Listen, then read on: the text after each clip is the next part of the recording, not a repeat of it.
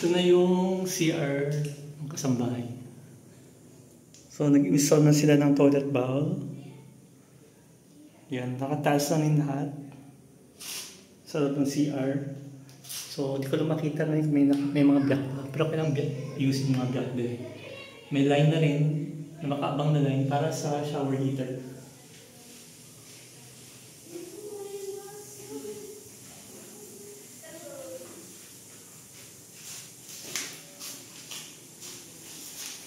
Tapos ito, ngayon lang, papatalas natin ito. Looban. Para mas maayos-ayos na.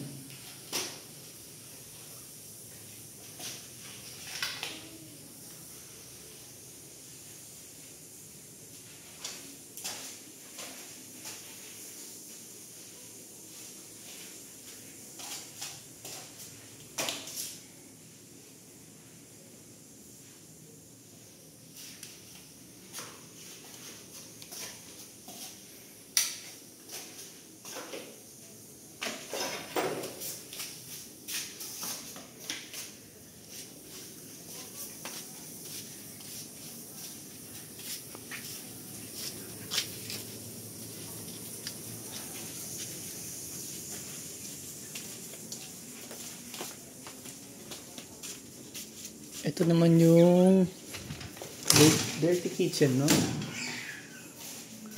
Ito yung dirty kitchen na ayusan nila yung kisame baseboard.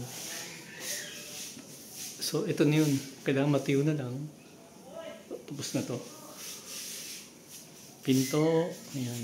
Ito. In the rest, mga cabinet yan, takto talaga yan. Papaayos natin yan sa ibang bagay. Ibang paraan pa yung pag-ayos yan.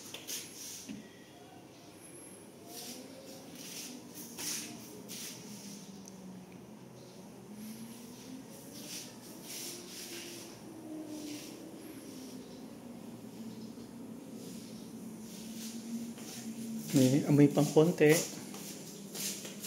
Kailangan di matamaan, no? Hindi rin pwedeng dumaan dito. Utang from clean kitchen to dirty kitchen. Bawal dapat.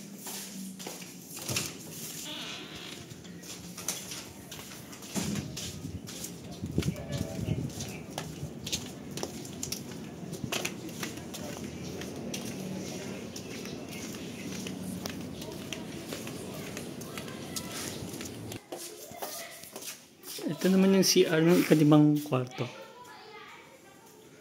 Ito yung kwarto ng yan. So, ongoing. Na-install na rin yung shower. Toilet bowl. Yung tiles lang ka lang i-check. Ayos. So, di pa rin ito pwedeng gamitin.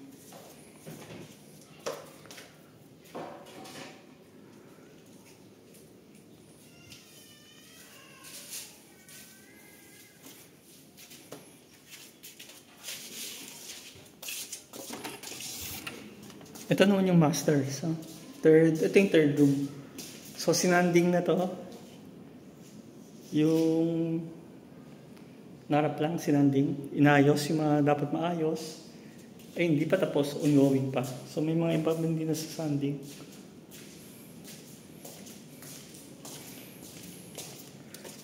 Tapos CR, ayan. Inayos din. Ito, may isang tasa ka nang ayusin.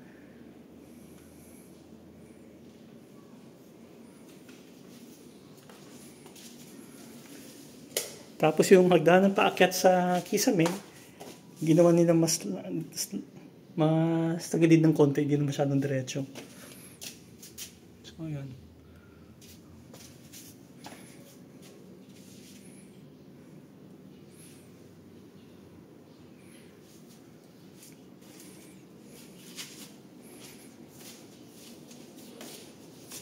Pero hindi pa yata ito tapos eh. Kailangan pa i-double check kung tapos na ito.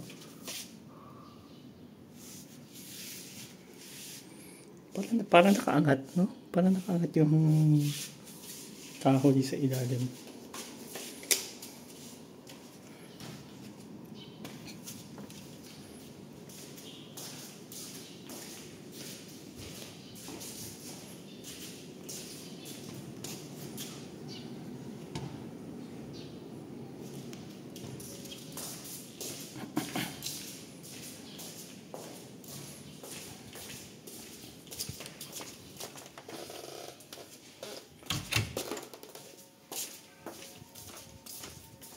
hallway. Kailangan itong isanding din. Either that or baka pwedeng madaan sa ano, normal that kaya isasanding. Ito, natanggal na yung mga ibang bagay. CR, nabalik na. Kailangan i-check na lang.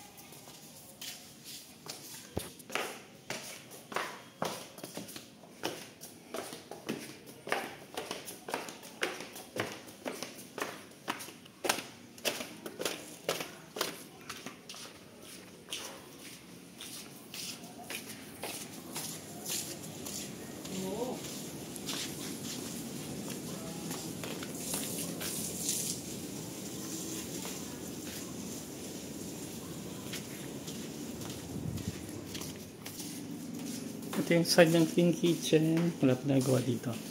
Dirty kitchen meron na.